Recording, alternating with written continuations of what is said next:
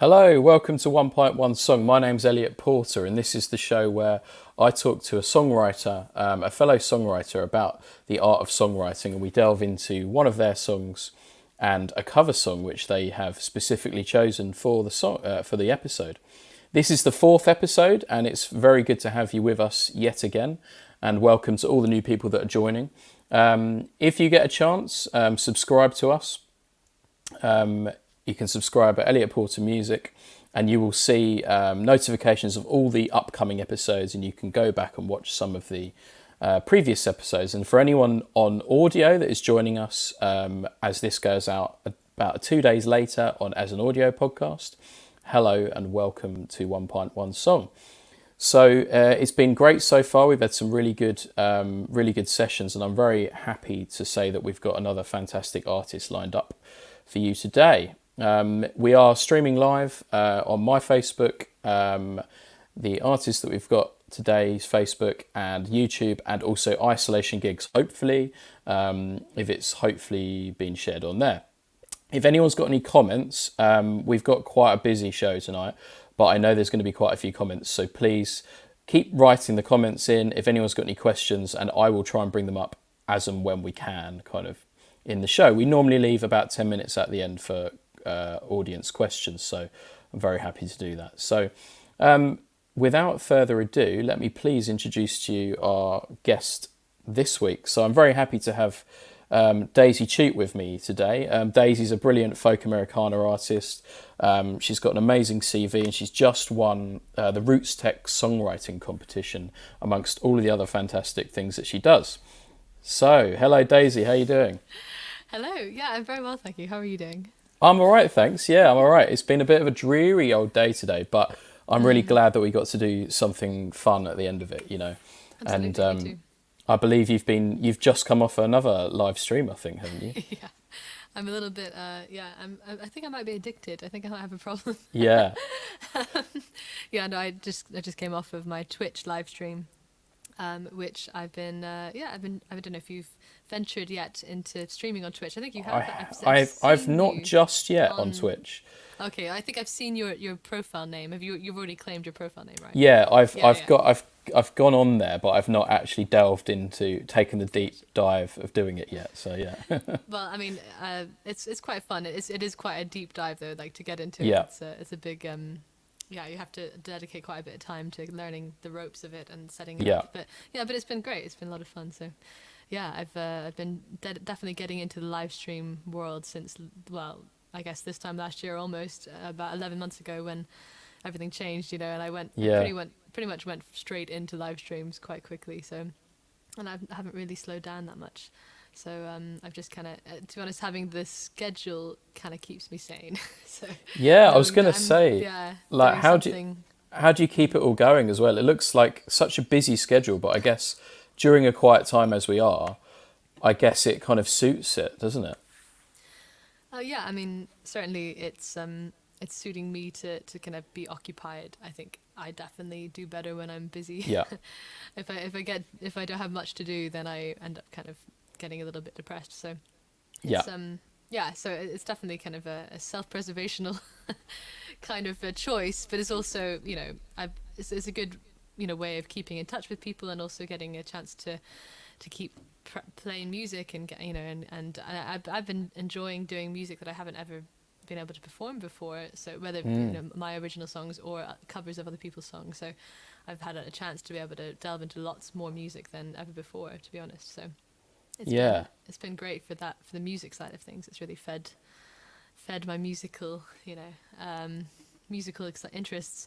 Oh gosh, I'm seeing lots of people here. Thank you so much for tuning in. Yeah. We have Thank you. got Yeah. a lot of cool comments coming through already. It's brilliant. And I'm just going to bring them up as we go, just people saying hello, basically. So hello Oh to yeah. Hello. everyone that's joining us. Hello, welcome. Nice to see everybody. Thank you so much for joining. I'm seeing, let's see, we got Edward, Steve, Keith, Michael, Ilse, Susie, Terry. Yes, great to see you all. Thank you so much. Yeah, all people you probably are familiar with on the live stream kind of Yeah, quite a few of them I am. Yeah, exactly. circuit. Brilliant. Yeah. So no, Hello, thanks everyone Martin. Yes. for commenting. And so what we're going to do today, so 1.1 song. Oh, by the way, what are you drinking today? That's all the thing I always forget to ask at the start of the show. Well, because I'm still not drinking, because I gave up drinking in February, as in I'm trying to do a month of not drinking. Yeah. Because I failed terribly for dry January, which was my original intention.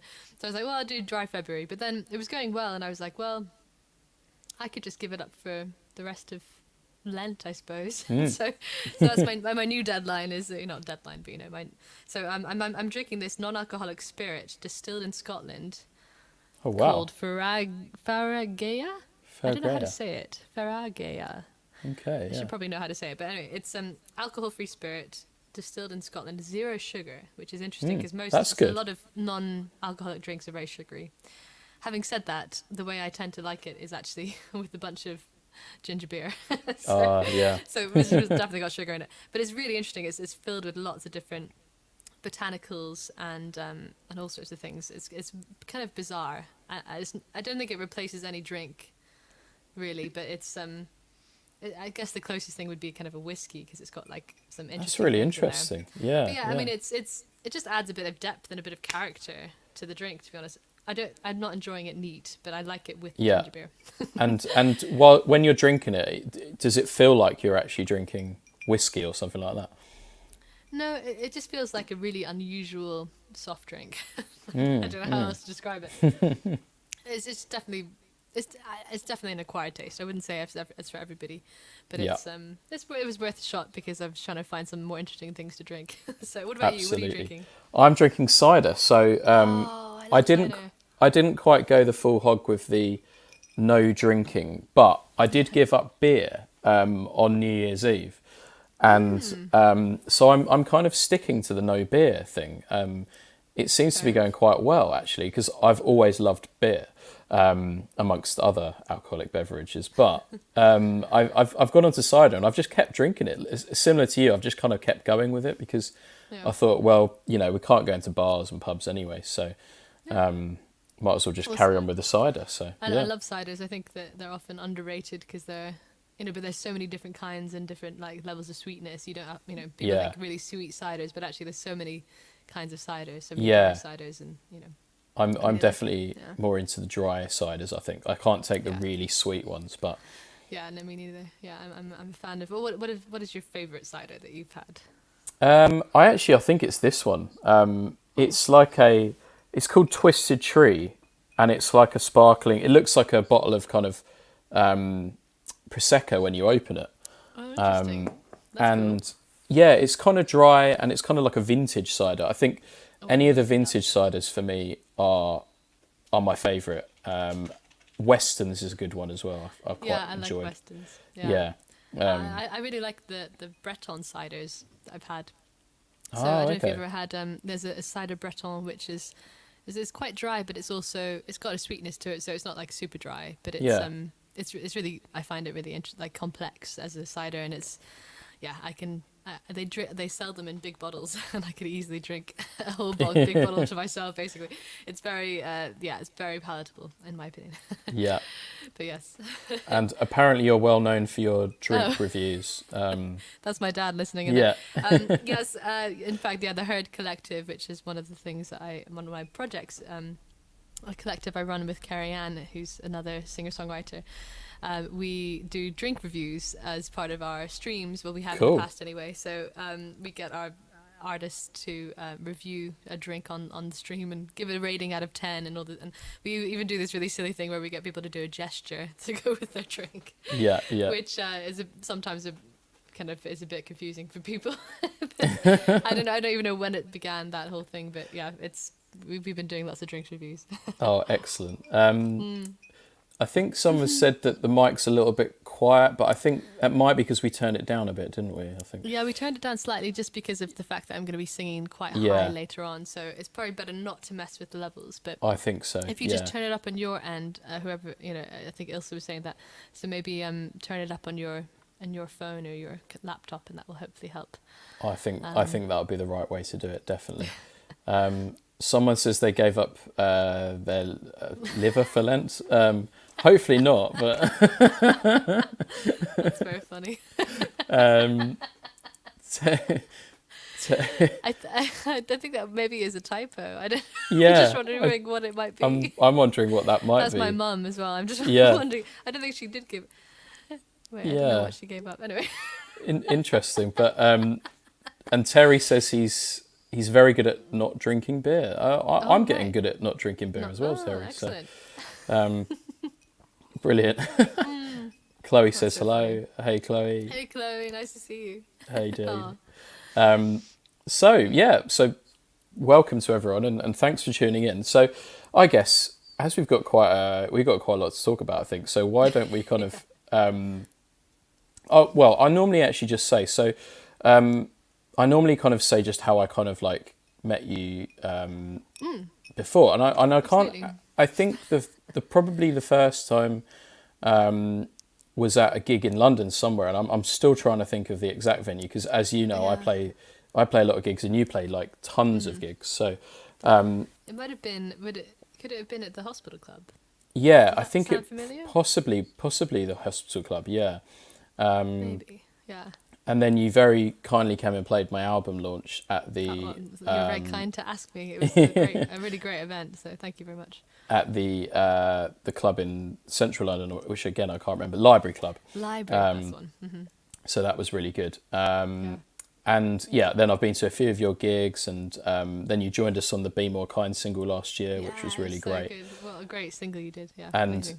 it was so good to kind of have everyone on there. So that's just kind of like a little bit of a background, which I like to do with all the artists that I have on. Yeah.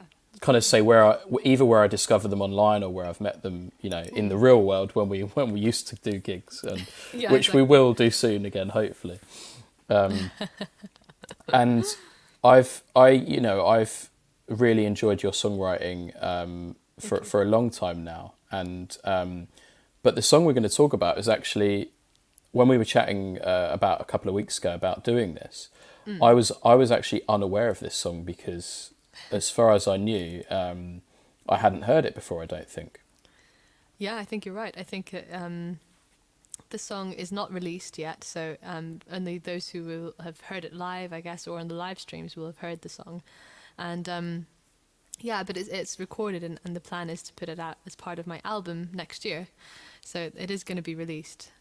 But at the moment, I'm doing it live, and yeah, it's just funny. It's a song that when I think about. So it's actually written with. Oh, sorry, I just knocked my microphone. I wrote it with a songwriting partner who I've written a lot of the album with, actually. So his name's Tim Baxter, and he's the producer and co-writer on the album. Cool. And the first song we wrote together was a song called Lion Eyes. Again, not released, but I perform it a fair bit live. Yeah. And again, it will be part of the album. And so when he first came over to my flat, when we had our first writing session together, I played him like 3 ideas, I think. One of them was Lion Eyes, the chords for that, and one of them was actually the beginning of this song, He Had No Claim to Her Throne, as it was called then. And he and I think he was at first he was like, oh, I don't know about that one, I'm not sure if I get it yet. Get it. And so we kind of discarded that one, but then we came back to it a little later, and now it's become a fully fledged song. But it was funny, at the time it wasn't, it was discarded, but and so we wrote Lion Eyes instead that day. But this song I sort of haunted me for a little while in a way, because I had an idea for it for a long time, and the idea actually started when I was in China on a tour around the Far East, because I was part of this play, and the Royal Shakespeare Company and the National Theatre of Scotland were putting on a play and touring it around the Far East. So I was singing as part of this play, singing in Gaelic. And the play itself was all about Scotland and England. And the play is called Dunsinane, for anybody who might have seen it, by David Gregg. And it's a brilliant play. And I had a kind of role in it, but mostly I was an onstage singer and kind of a handmaiden kind of thing to Lady Macbeth, because it was actually following the story of Lady Macbeth after Macbeth, as in the Shakespeare play. And in fact, in China, it was actually translated as Macbeth 2, which is kind of funny because it definitely was not Macbeth 2, because it wasn't the sequel. But it was like the idea of it was the same, of actually coming out of the end of Macbeth and imagining that actually Lady Macbeth does survive somehow, and this would be her story, kind of thing. And it's very much about it was sort of about an English army coming up to kind of try and claim Scotland a little bit, and her trying to defend it and try and defend her position. And so at the time when we were doing this play, it was quite a lot going on with the Scottish referendum, and me being from Scotland originally but living in England, I was kind of, I didn't like the idea of us separating. And I you know, and the play was kind of interesting because it was sort of had themes that were very relevant to the time. So that kind of was one of the inspirations. Whilst I was out there, I had my little ukulele with me, which I took around and was, you know, playing songs and writing songs. And so the beginning of this actually came about on the ukulele. I wonder if I can still play it. Yeah. Ukulele. Go for it, yeah. Gosh. I haven't done it for ages. No, wait. Yeah. Gosh. Because I maybe I did it in a different key. But yeah, it was like I picked out the melody. Sorry, that wasn't a very good example. I should have probably practiced that before. I haven't played on the ukulele for so long, but that was the initial song idea. It was just to kind of almost like folky a cappella like chorus, and that was all it was. I didn't really know what the rest of the words were yet, and so that was haunting me for a long time before it then became a fully fledged song. So yeah, that's the kind of history of how it began, and it was definitely inspired by the play. In fact, I even stole some of, or paraphrased some of the play in it. In the bridge, I talk about a line that is kind of is said in the play, which is about the idea of like flipping something on its head. So the sun, you know, I can't remember the lyric now. I noticed that lyric was really interesting. Yeah. So the full lyric is that I think that the moon could rise at daybreak and we could call it night. The sun could rise as night falls and we would both be right. So the idea of like the moon could rise at daybreak and we could call it night. So as in like, you know, the world could be flipped on its head and we could call it something else, kind of thing. And so that was actually pretty like that was very heavily influenced by one passage in the play, which I'd written down as a, you know, because I really liked that as a sort of what you know, how the play had kind of said that, because it's like quite a nice moment in the play.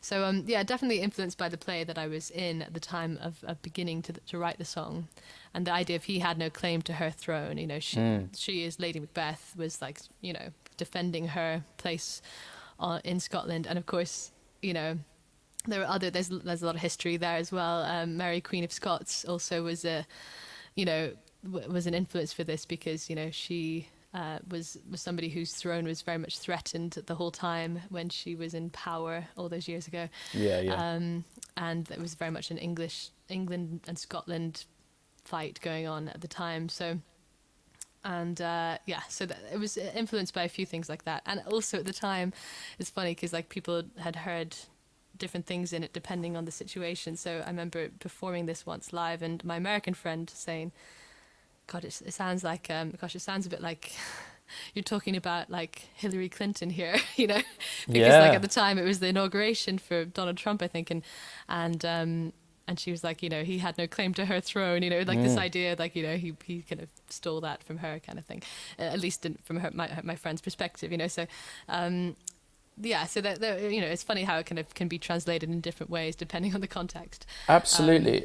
I'm glad you've mentioned that, actually, because I feel like that lyric, he had no claim to her throne, was one that I picked out when I was listening through it. And it's almost like an empowering lyric.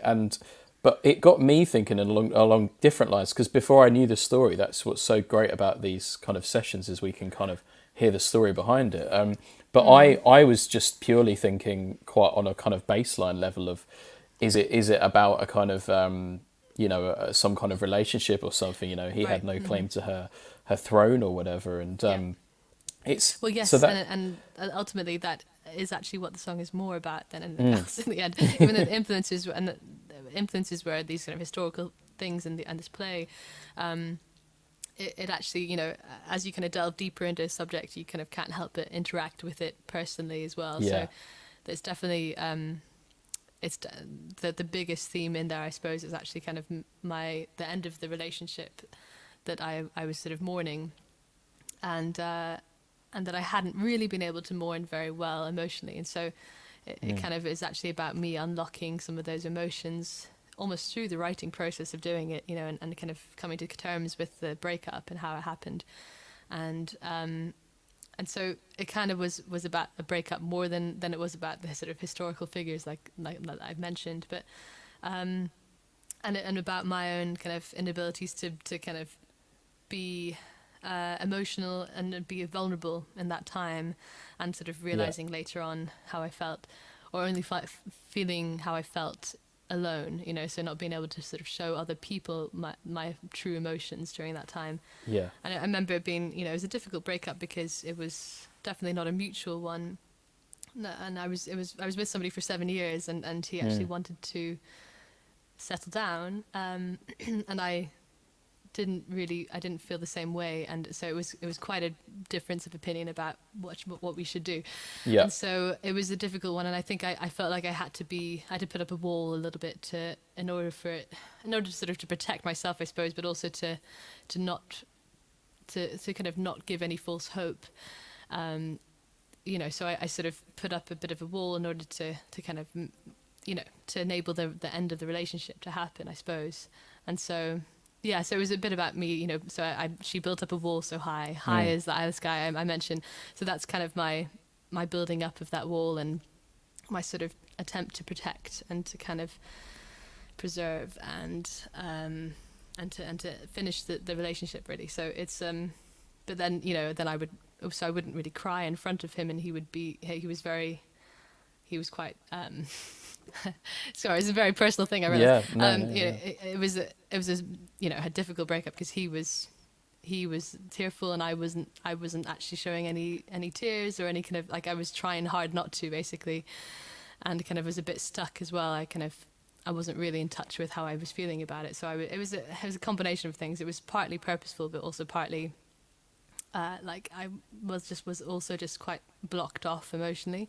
And then shortly after that breakup, I kind of found myself, well, actually a few months later, I found myself in floods of tears the whole time. And I was like, and actually I ended up taking myself to therapy because I couldn't understand why I was suddenly so emotional, and I couldn't really process why. And so then I started in therapy for a number of years, actually, and kind of worked my way through what was going on there. And, there was always lots of stuff to talk about. But and so it started off by talking about this relationship. But of course, I don't know if you've ever had therapy, but you end up talking about lots of different things. Yeah. And so, yeah, it's so that's the kind of the song is deeply personal in that sense. And even though on the face of it, there's lots of other things going on there, are kind of references to other things. But yeah, there you go. And do you, no, that's amazing to hear. The kind of heartfelt lyrics in the song, and I felt that I really felt the story, actually, and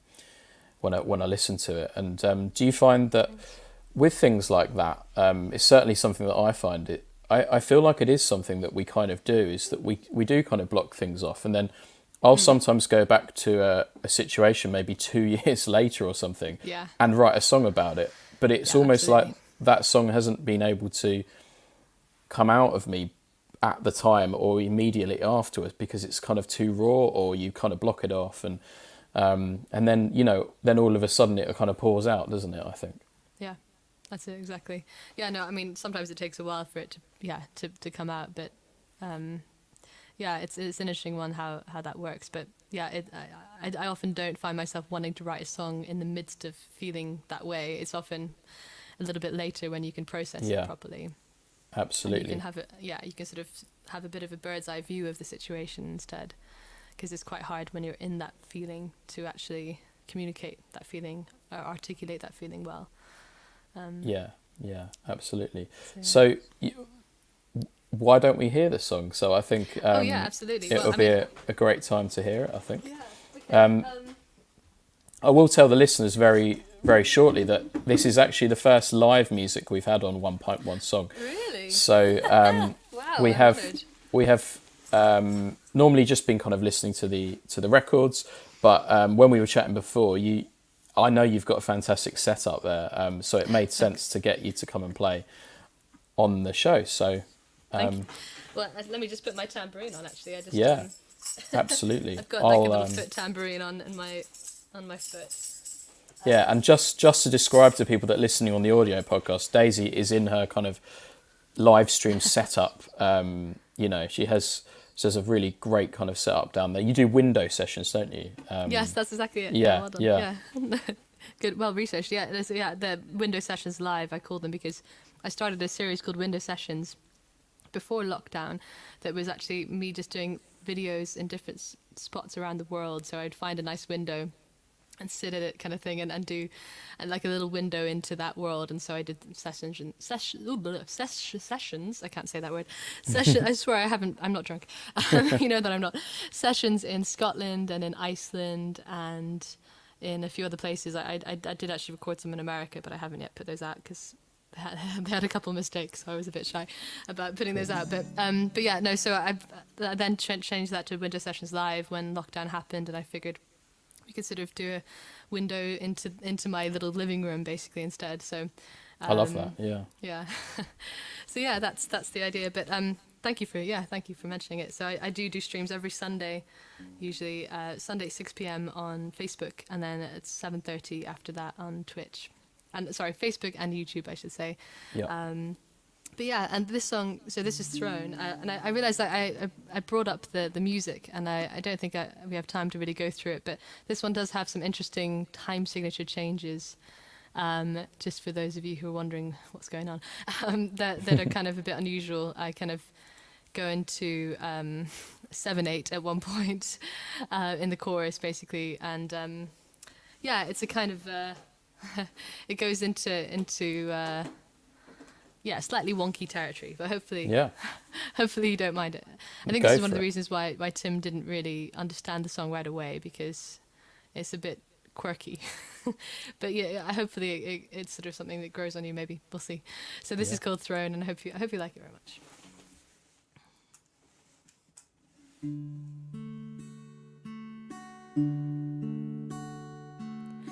Looking to find the lies, reading between the lines, blinded by honesty, it seems. He tried to hold back the rain, and though he tried in vain, oh, the pain of a broken dream. He had no claim to her throne, nor the ground upon which she grew. Oh, that she had alone. He had no claim to her throne.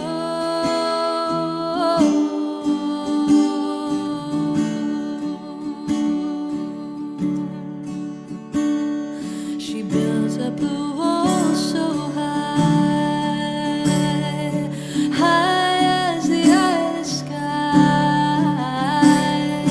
cold and unwavering it seems. A bloody fist upon those walls, the final act, the curtain falls, blue and red and ripped at the seams. He had no claim to her throne, nor the ground upon which she grew. Oh, that she had alone. He had no claim to her throne.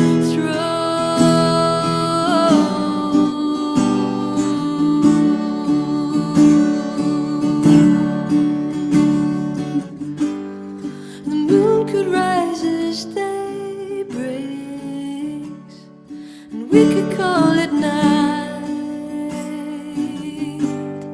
The sun could rise as night falls, and we would both be right.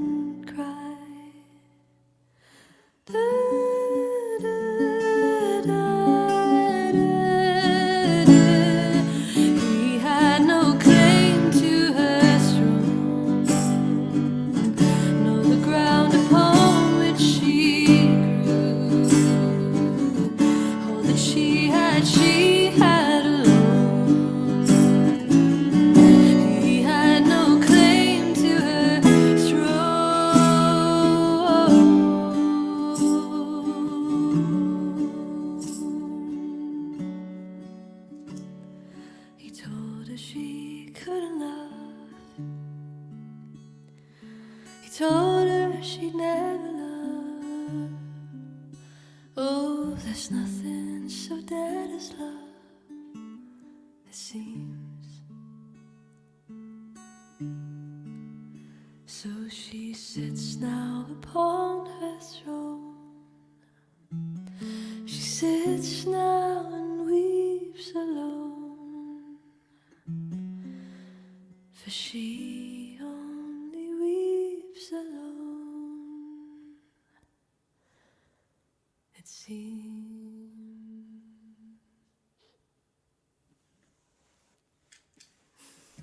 Wow, so good. Thanks, thank you. So good, and it's so much more powerful as well, as we know the reasons and the story behind it. And what a great song. I'll just bring in some people's comments. Thank you. Michael says Throne is one of my favourites, so beautiful. Thank you, Michael. Keith says one of Daisy's best songs, definitely in my top 10. Claire, this is absolutely beautiful. Daisy, just love your voice. Thank And you. Claire. Andy says Daisy's life stream. Very good. Absolutely. That's This that's is a your good life. one. There's so many comments. Thank you, everyone. I can't bring them all up, unfortunately. So, Thank you. No, nice to see you, Gabrielle. Thank you very much. but it's really good. And there's just a couple of things like musically I wanted to touch on with that. Yeah, of course. You Again, didn't get into the music of it. There's another lyric which really I pulled out of that, and I heard it again. There was, he tried to hold back the rain. I think that's a really powerful lyric as well. And Thank you. it kind of makes it makes sense as well with the story you told and everything. But you don't often often hear that, like that kind of honesty in a song, I don't think. Oh, thank you. Yeah, it took quite a long time to make the song, I think, because other than that initial sort of inspiration of the actual chorus, that was quite quick, but then it took a long time for the rest of the song to actually be written. And I'm usually fairly quick with my writing, but this one it took a while, because I think it was really kind of unearthing what was actually what was it about for me, and what we're talking about. And it's I think so that particular line, he tried to hold back the rain, and though he tried in vain. Oh, the pain of a broken dream.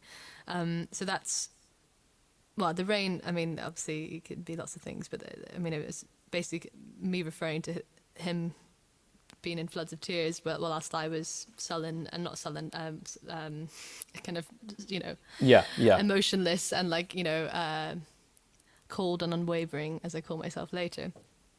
He's just naturally in floods of tears there, and can't control the nature of that, can't control the rain, and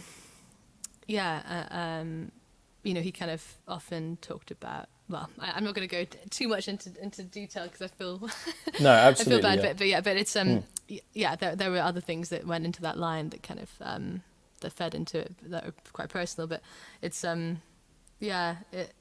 thank you for pointing out the lyric. Yeah, no, I loved it. And also another thing that I found that I really enjoyed about that was, I'm someone that writes songs that kind of build, and that for me is a song that really builds, and like it adds atmosphere as it goes. And I've only heard the version, a live version. Was that at Pizza Express in Holborn? Holborn, yeah. I've played there, and the piano great, there isn't it? sounds amazing. That live recording sounds so good. Oh, thanks. Well, that was Tim, actually, the co-writer on the song, on piano. Yeah, it was yeah, such a lovely great. sound. But one thing that also struck me was how, the middle eight, if you'd call it that, I don't know, bridge or whatever.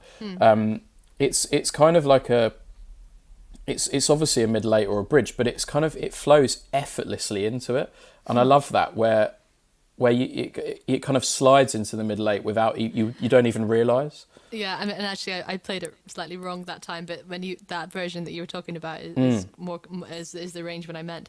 I added an extra 2 bars by mistake, because I lost my place. I lost my fingering, to be honest. But usually it goes straight into the bridge. I quite like doing that. I've got a few songs that do that, where it sort of doesn't have like sort of really long instrumental sections between, but that kind of flows straight in, and feels like it's like that's the only place it could go. I quite like those sort of little surprise moments in songs, that kind of that take you by surprise, basically.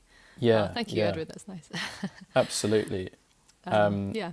Yeah, there's some lovely comments, and I'll try and put them up as we go. And if, as I say, if anyone's got any questions for Daisy, then just let me know, and I'll put them in. This was quite a good one. Was it rain? That's Yes. very good. I like that. Mum is a wordsmith, so that's my mum. Yeah. She's a brilliant writer in her own right. Actually, she writes lyrics, and I've set some of her lyrics to music. Oh, but yeah, wow. rain isn't rain. Like, yeah, obviously for people listening instead of just watching, rain spelt with an E-I instead of E-I-G instead of R-A-I-N. Yeah. Yes, indeed, it could be both of those things, and that's a great observation. Absolutely, especially with the name of the song being thrown. So yes. Absolutely, and as I always do with the podcast, I like to kind of just ask a few kind of questions which I ask everyone, kind of thing, and I get very, very varying answers to this question. Basically, would you say you're what kind of writer are you? A morning writer? Are you an evening writer? Or are you someone that kind of 9 till 5 just sits there and writes all day? I wish I was so disciplined. No, I'm definitely not the latter. Probably nighttime is the right time. Yeah. As Ray Charles said. I think for me, as I'm definitely more nocturnal naturally. So like I will stay up all night writing a song rather than wake up early with a song in my head. You know, I tend to be. You know, I remember one of the first songs I actually wrote as lyrics as well, as in. I used to set poetry before I wrote my own lyrics, but one of the first songs I wrote the lyrics, like the whole song to, I remember staying up all night in my family home in Scotland, and luckily we didn't have any like neighbours really close by or whatever who I was keeping up or anything. But yeah, I remember just staying up all night writing and recording the song because I was just so in the moment of it, and I didn't want to lose that flow, and also it's great in the nighttime you don't get interrupted by as many people because absolutely, yeah. Usually in the daytime you get calls and you get texts and you know whatever, they're just things to be done and people around, and whereas in the nighttime it sort of stretches out in this kind of endless way, which is perfect for creativity because you don't have to be distracted by other things that are going on. I don't know how about you? How do you find the writing process? That's really interesting. I love that kind of the night stretches out, you know, and you don't have I kind have of that in a song lyric, by the way. Oh, it's great. Yeah, I won't steal that. No, it's okay. You can go on. But yeah, I think I am definitely more of an evening writer. I've become a bit more of a daytime writer during this lockdown because obviously I've had more time. But generally, when I'm busy, I think the night time is when my kind of creative juices kind of get flowing, I think. But then I know some people that kind of wake up in the morning and do it, but I'm not really a morning person, so it's definitely the evening for me. Yeah, definitely. For sure. And we will move on to our cover song shortly, but I'm kind of nervous about it, to be honest. I'm really interested in this song, so yeah, we'll just carry on for a bit more. But I think we were talking about, obviously it's going to go on an album, and when you wrote the song, you've given us a little bit of an insight into the writing process with Tim. Yeah. And did the song surprise you when you played it live? Did it change at all when you went into the studio, and did it kind of surprise you how it came out? Well, this was one of those songs that actually sort of started in the studio rather than on the stage. So the first times really I kind of put it together as a whole was in the studio recording ideas with Tim, because Tim is a producer. That's mostly how we worked. How we have worked is in the studio we kind of get excited by the song and we start recording it and we start adding ideas. And so it sort of lived first in the studio, and then I remember the first time I performed it, actually it was at the Slaughtered Lamb, and I kind of was quite apprehensive about performing it. I like that venue. Yeah. It's a great venue, yeah. Partly because I actually, my drummer had pulled out the day before or something, and I managed to get another drummer, but he'd never played any of my music before. And I sent him music to it, and I sent him recordings and, you know, the charts that I have, but we didn't have any rehearsal basically before that gig. So I was nervous because I was doing this song for the first time, but also because it was with a drummer who'd never played any of my music, and he was doing amazingly. But this song particularly, as I said before, it changes time signature quite a few times, so I was just like, I'm such an idiot. he had played the song because he actually was on the record. So actually, this is the one song he did know. So I think, yeah, my nerves were more just about me, me not knowing if I could do the song live as you know, as easily, but also because, you know, when something is quite personal to you, it's quite scary. You know, you're already putting yourself out there when you're kind of putting yourself out there as a singer and you know, but as a songwriter as well, and to be doing something that's quite personal for me. I tend to, I don't know, my songwriting a lot of the time is quite cerebral. Like I'm often thinking about other people's stories or like doing something kind of in that world, but I haven't, maybe I've done some songs that are much more heart based, you could call them, but this is definitely one of the ones that is most like that. It's the most personal and the most kind of potentially like brings up a lot of old things for me. So, you know, it was quite nerve-wracking to be performing it. In terms of like whether I changed anything after that, I don't think I did any changes to it. I think it was sort of, I think we'd kind of decided we'd done lots of changes as we were writing it, but I think once I started performing it, it pretty much stayed the same. Yeah. Oh, yeah. night, Mum. She's definitely not oh, right, no, she's not saying good night. I think she's saying that I'm a night person. Yeah, I think so. I was thinking this is quite early for you, even for you, Mum. 8:15. Yeah.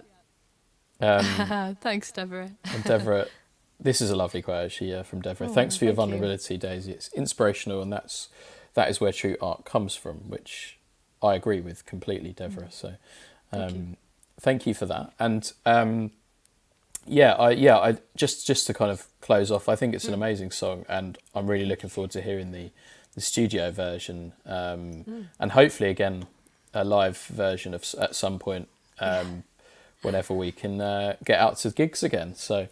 Absolutely. Well, and thank you very much. yeah, no, it's great. And so we're gonna talk about a cover song now. Normally I kind of talk a little bit about you know, why you chose this song. And one thing that I really love about doing this show is that it gives me a chance to delve into a lot of artists which often are influences of mine or I'm a fan of, but it gives me a chance because I put the song on and then it keeps rolling, and then Spotify takes me down a whole rabbit hole with like a million of their songs, and I'm very pleased that happened with this one, because for the last week I've been listening to a lot of Joni Mitchell. So oh, good. Okay, I'm glad. yeah, no, Yeah. it's great, and so yeah, tell us, Just getting this and ready. that is a. Tell us what the instrument is first and Well, foremost. yeah, absolutely. Sorry, I just pulled it up because I wanted to make sure it's actually still in tune. So this is an Appalachian dulcimer. For those of you watching, you can see what it is. It's quite a big instrument, hence why I have to sort of somehow position it between my piano and my bongo drum, and sort of that becomes a stand, because I can't physically fit it on my lap and also be at the piano. So yeah, and it can be tuned in different ways, but yeah, it's Appalachian. There are lots of kinds of dulcimers. I'm not going to pretend to know much about it. This is a new purchase for me from last year. I've always wanted to get a dulcimer, and I finally did it in lockdown because I was like, well, this is a good time to learn a new instrument, right? So I bought it online. It's not like the most expensive one, so it's not the best necessarily in terms of intonation. So you might hear it sometimes, it sort of slips slightly. I'm so sorry if that's the case. But Keith is actually listening, and Keith plays the dulcimer, so I know that he's a fan of dulcimers. I wish that I played it better, but maybe one day I will actually learn how to play more than this one song. And maybe I'll write my own song on it. But the reason why this is one of the reasons why I've always wanted one was because Joni Mitchell had one, and she wrote a lot of songs on it, and she is obviously one of the best songwriters in my opinion. So, and she wrote this song on it as well as a few other songs on this particular album, which is Blue, which is actually celebrating its 50th anniversary this year. Oh wow, yeah. So I think maybe not. Oh no, it's in June. It turns 50. So it's quite a good year to be doing any of these songs from Blue. And this, I don't know if you know this album, but I grew up listening to this album and loving every track. And yeah, I only kind of dared to sing any Joni Mitchell slightly later in life, but I still don't know if I should dare to sing because it's always hard to touch something that is so wonderful like that. But especially when it is quite difficult too. It's not an easy thing. These songs of Joni's, but yeah, I love them dearly. So yeah, so this is why I've got the dulcimer out. Yeah, And yeah, I'm very influenced by Joni. So yeah, and I love the fact that she's gone between different genres and the way that I have done in my own life. Like my first album is a jazz album, and then my second, third, and fourth albums were classical albums, and I'm only finally now working on my fifth album, which is going to be my own original music. So this is my sort of debut original album, but I've been influenced by people like Joni who've kind of managed to do lots of different genres in that way, because she later on in life did more jazzy stuff, and so I quite liked that she kind of set a good precedent that it's possible to be interested in multiple genres, you know. Yeah, absolutely. and be respected, you know. Not be kind of told that she's too versatile, which I've often been told. So yeah. Well, I think it's an amazing thing to be playing a Joni Mitchell song, and so why don't we give it a go? Oh gosh, okay, here we go. So sorry in advance if I mess up, because I'm still getting used to this instrument. I need to turn. I'm just going to turn down my microphone again, because I did actually turn it up because I thought, as we're doing a lot of talking in this one, so I'm going to turn it down slightly again so that I don't distort, hopefully. So this beautiful song, Case of You, part of the reason I chose it as a song is because it's a kind of another breakup song in itself.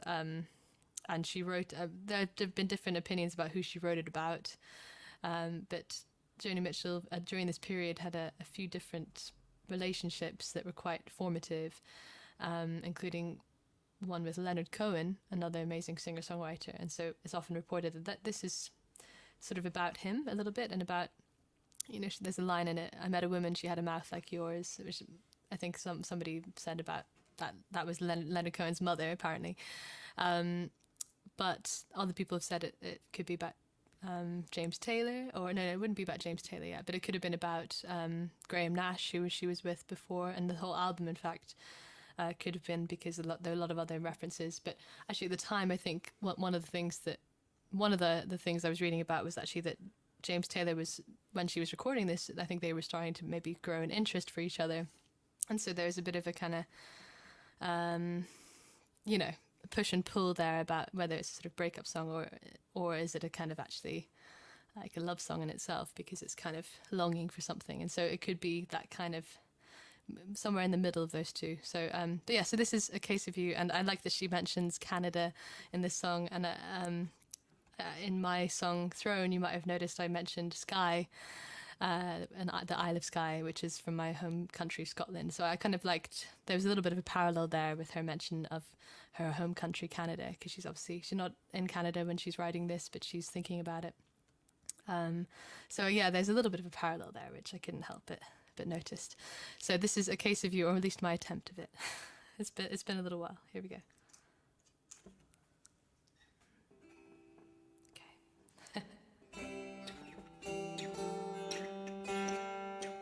Oh god, it's so out of tune. Give me 1 second. It slipped already. I don't know if I can get it more in tune.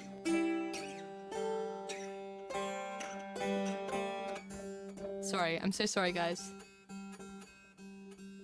Hopefully that will be better. Okay, sorry about the string. Here we go. I'll just go straight into the song. Just before our love got lost, you said, I am as constant as a northern star. And I said, constantly in the darkness, where's that at? If you want me, I'll be in the bar, on the back of a cartoon coaster, in a blue TV screen light. I drew a map of Canada, oh Canada, darling, with your face sketched on it twice. You're in my blood like holy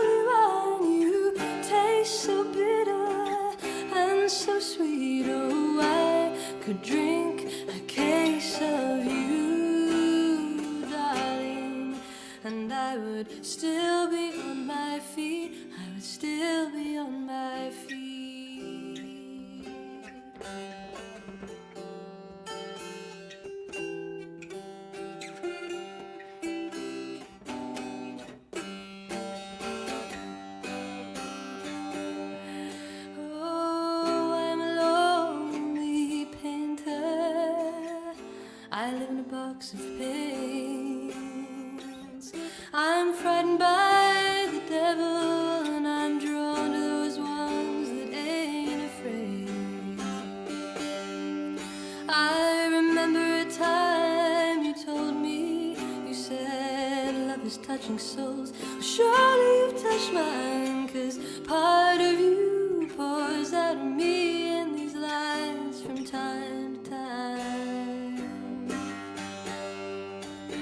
Oh, you're in my blood like holy wine. You taste so bitter and so sweet. Oh, I could drink a case of you, darling, and I would still be on my feet. I would still be on my feet.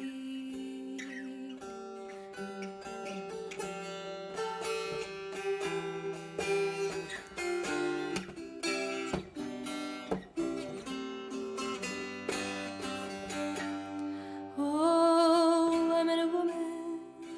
She had a mouth like yours. She knew your life, she knew your devils and your deeds, and she said, go to him, stay with him if you can, but be prepared to bleed.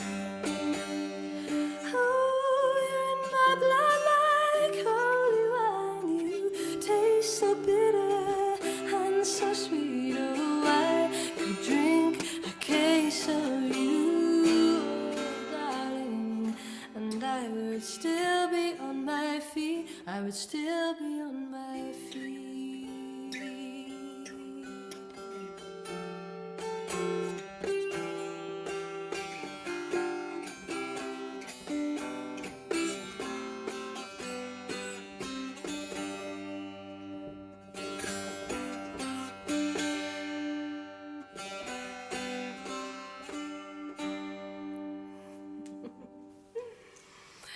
Yeah. I need to get better at this instrument. I usually play it now on the piano, but but it's yeah. I will get better at this eventually.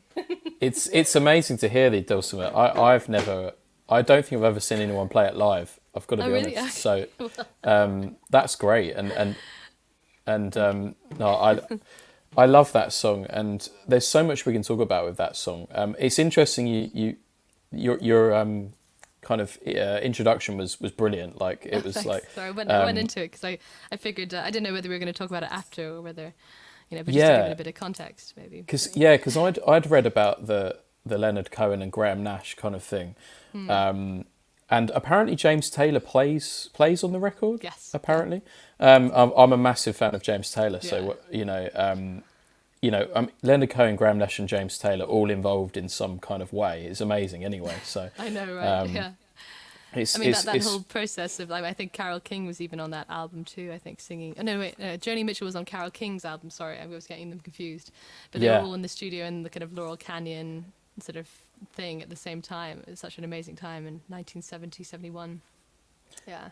It's and amazing. And Neil Young as well, of course. I mean, when it was Crosby, Stills, Nash and Young, so they were all kind of in the same circles, and I think Neil Young and Joni were friends. I don't think they were anything more, but I think, there was a lot of amazing musicians around that same period, and I wish I could have been around in those times. Really, I know. I was watching a Bob Dylan documentary, the Bob Dylan film the other day, right? Yeah. and just seeing all the kind of all the musicians that he hung out with and all the people that he hung out with all the time. It was so cool and inspiring, really. And just touching on the lyrics in that song. I mean, I think when we were talking before on messaging, I was going, oh, we've got to talk about this song because it's so lyrically, it's so amazing. I mean, there's some lyrics inspired by the poem Love Song Poem, I think, which I can never say the poet's name, but I don't know if I want to hazard a go either. Yeah, I thought I'd leave it out. And there might be some tutorial on how to say it online. But Yeah. But yes, no, I know there's a couple of literary references. There's a Shakespeare reference. I am as constant as the northern star. I mean, what a lyric that is. That's just so beautiful. And but I love the response to it. The kind of just before our love got lost, which already kind of obviously sets a tone of, okay, this isn't this isn't necessarily a happy love song, but Yeah. you said I'm as constant as a northern star, like in this romantic way, and I said, what, constantly in the darkness? Where's that at? If you want me, I'll be in Yeah. the bar. It's Yeah. like a kind of, it's like a, yeah, come on, like stop being all romantic and Shakespearean here. Like it's it's quite a funny little conversation that she quotes, and I'm curious. I mean, like that's the sort of thing I imagine Leonard Cohen could have said to her. Yeah. You know, Yeah. if that was about him. Actually, I don't know whether it was, And but and yeah. and those are kind of conversations that go on between couples or kind of people, isn't it? You know, it's like Yeah, yeah. it's like, oh yeah, shut up, just meet me in the bar or whatever. It's Yeah, it's exactly. it's The kind it's of brilliant. playfulness of that. Yeah, absolutely. Yeah, yeah. And I think one of my favourite lines is, "I live in a box of paints." I think Yeah, I know. it's just so kind of evocative, and oh yeah, the imagery it brings up is just amazing. And of course, she really considers herself more as a painter and still Yeah. does than as a songwriter, and which is amazing to think that you know one of the greatest songwriters doesn't even claim that title. It's almost like Bob Dylan winning the Nobel Prize and not showing up to the ceremony. You know, it's like, you know, we laud these people in this way, but actually Bob Dylan is another one who actually turned to painting. So it's interesting the kind of the rejection almost of the idea of being a songwriter first and foremost, even though they're most lauded for those things. But Yeah, absolutely. And one thing I really loved when I was reading a little bit, but you very kindly sent me some great articles on this song as well. I was reading a little bit was her idea of that she wanted to take responsibility for her actions in relationships and relationship breakups, and she kind of noted that not enough people kind of do when they're writing songs, or kind of pieces of art, and she was very kind of you know, at means to point out that she really wanted to kind of like be really honest and take responsibility and say, yes, you know, some bad things may have happened, some of it may have been my fault, some of it may have been your fault. And again, you don't hear that kind of honesty that often in songwriting, I don't think.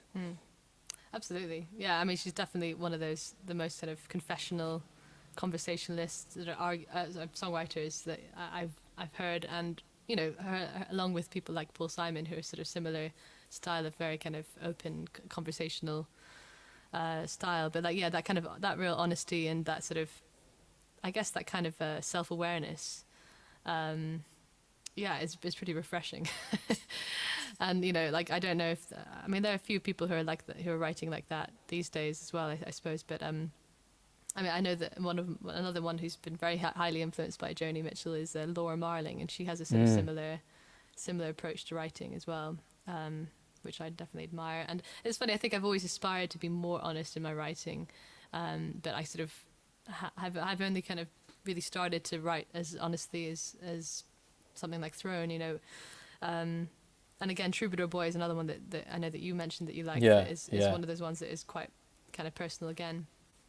And it's interesting because it's the kind of, I always remember thinking this as I was younger, and you know, when I was writing music for the first time, and I was setting poetry rather than my own lyrics, because I've always thought, I don't have enough to say yet. I haven't lived enough, you know, and always having this idea, this romantic notion of, you know, the songwriter must go through so much heartbreak before they can get to the point where they can write anything, and that it's sort of like that, and I think that it's funny. I suppose that's kind of has been the case for me, that I only through having had relationships and having had different experiences have I now been able to kind of really like look at those as a songwriter and actually bring them out and be vulnerable. But you know, only with a bit of distance and a little bit of yeah, I don't know, and with practice. You know, it hasn't just happened obviously with the first song. You know, it takes a long time to kind of almost like, you know, you're kind of digging through earth a little bit, trying to find the nub of what it is you're trying to do. But and it takes a while to get to that point. But yeah, anyway, I definitely influenced by people like Joni, who have been that honest in her songwriting.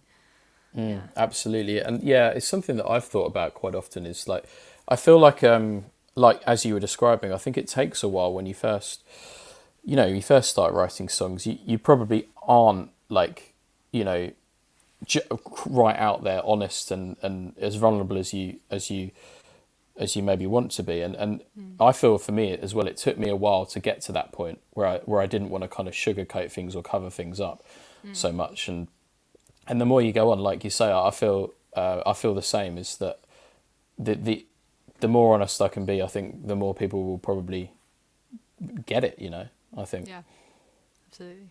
And I love kind of listening to kind of, you know, honest songwriters, and Yeah. it's great. So Yeah, you can tell the difference compared to like somebody who's been instructed to write something in a certain style, you know, something that's something's going to be a dance hit or something, you know, like it's definitely doesn't feel, you don't feel like you're connected to the songwriter as much as those kind of more confessional style writers. absolutely, yeah. Yeah. And you do a lot of writing for other projects, don't you? So I know that Yeah, I do. Yeah, having said that. I know that you've kind of you had some stuff on David Attenborough's Life on Our Planet. The Perfect Planet series, which was out Perfect Planet, in sorry, January. yeah. No worries. I mean, he's got so many. It's hard to keep track of which one's which.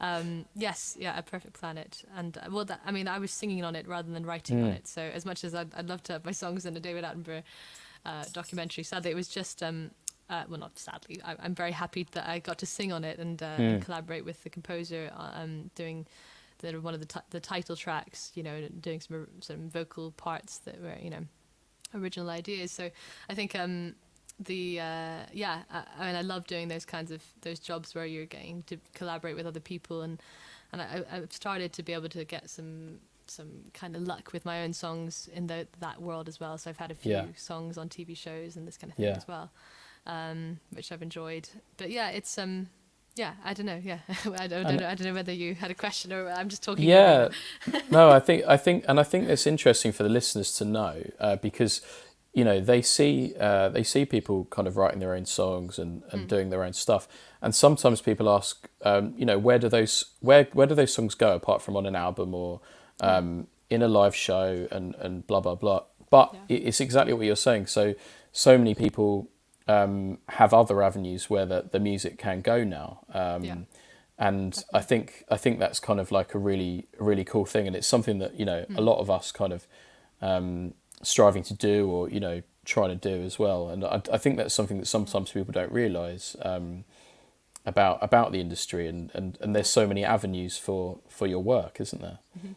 Absolutely. I mean, music is, you know, everywhere, and people need it in different contexts and different kinds of music to fit different contexts. So yeah, certainly the music industry is definitely, well, as we know, our industry is kind of a bit troubled at the moment in terms of the you know, where the money is, and the idea of, you know, a lot of artists not receiving much of the royalties and or the streaming income from things like streams from Spotify, Apple, Amazon, etc.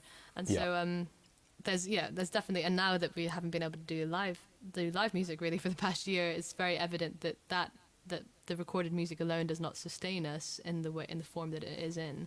And so yes, often musicians and songwriters will be trying to get their music on soundtracks, because that's a really good way of being able to actually have it make some money for you, and for it to be heard by more people, of course, because, you know, the soundtracks to lots of film and TV, you know, shows have often broken musicians, broken artists. So it's definitely, you know, you'd like your music to be heard by more people, and given a good context, it can really make a big difference for you. So I think those kinds of those places for our music to be heard is really great when we can get them. It's very competitive. It's very hard to get those spots, of course, because everybody wants them.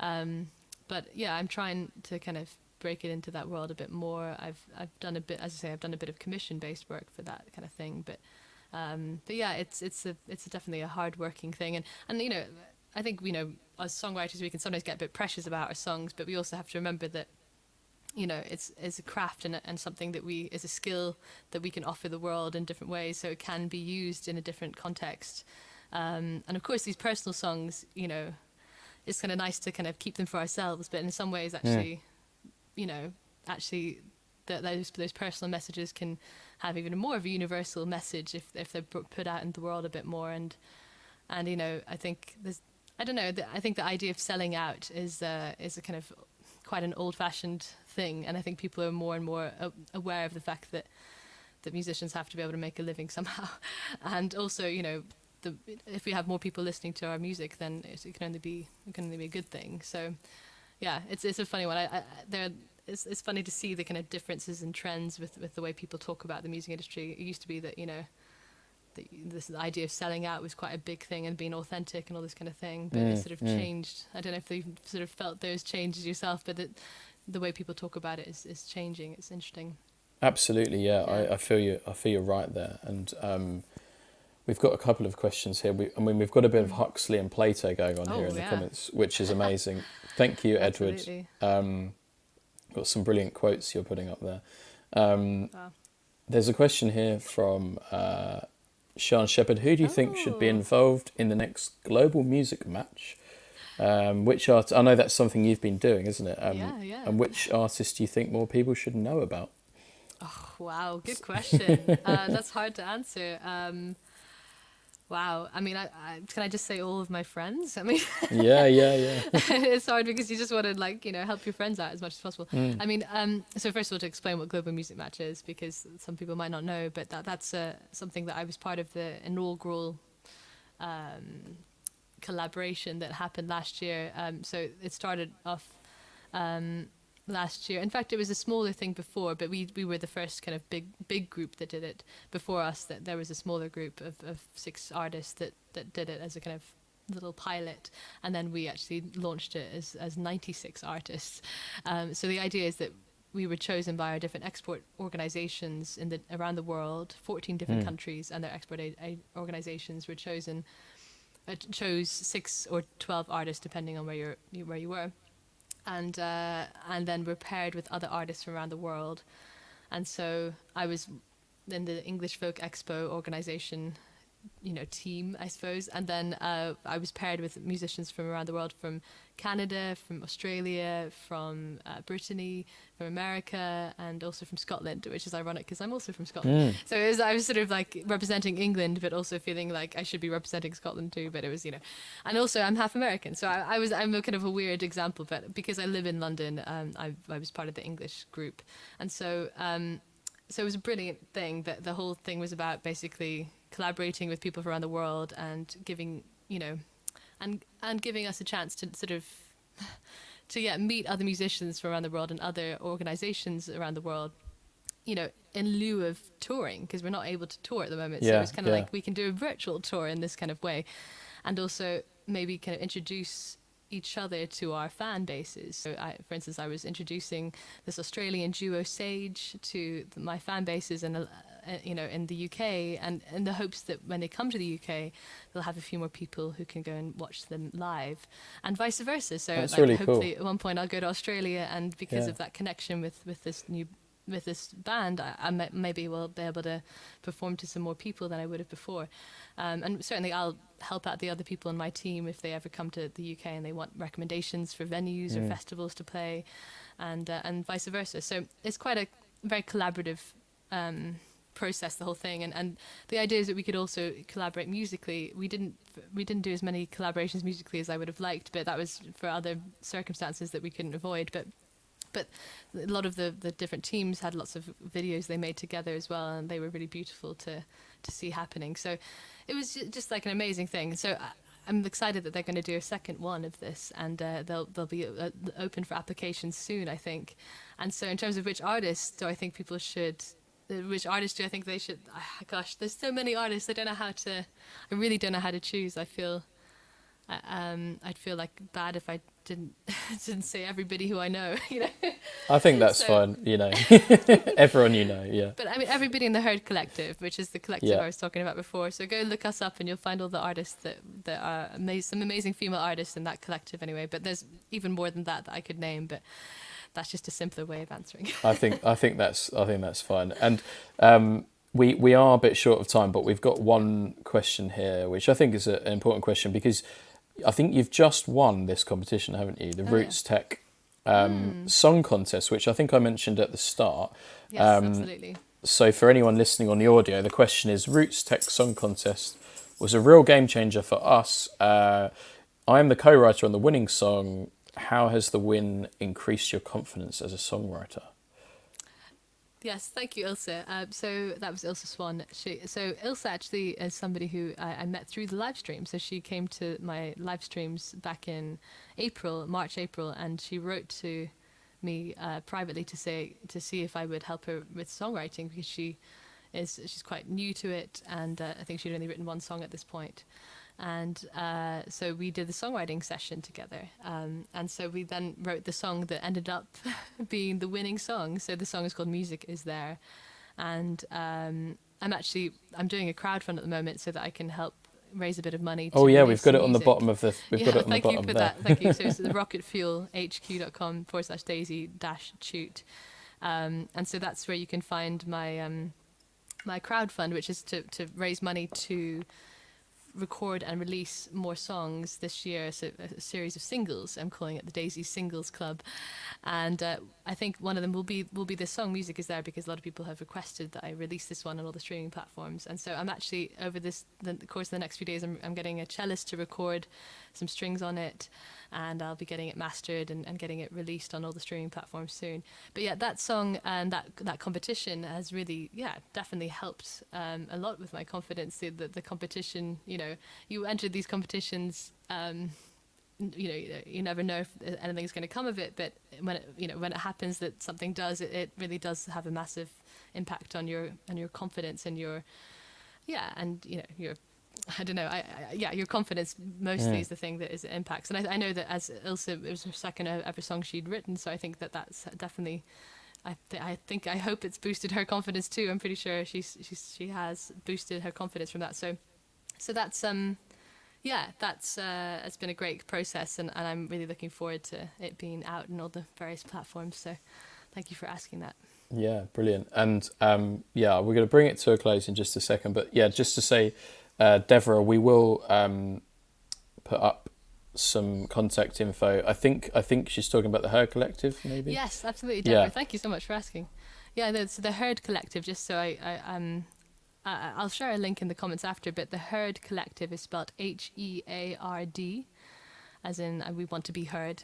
And the Herd Collective is as an all-female artist group, basically, or not group. That sounds like group, perform together. But it's kind of a collective of different artists, different genres, and the idea is that we actually put on different showcases of these artists and promote and support fellow women in music. So it's started by myself and by Carrie Ann, who's another musician, and so we run it together, and we've done lots of gigs and live streams over the past however many years, I guess 3 years now that we've been operating, and and where possible I also try and give any of the session work that comes my way. I sort of spread it out to other musicians that I've through from the Herd Collective and elsewhere as well. And so it's kind of trying to give a bit of promotion and support for fellow female artists. And so that's what I was mentioning before. So feel free to check us out at Herd Collective if you'd like to see all the different artists that we've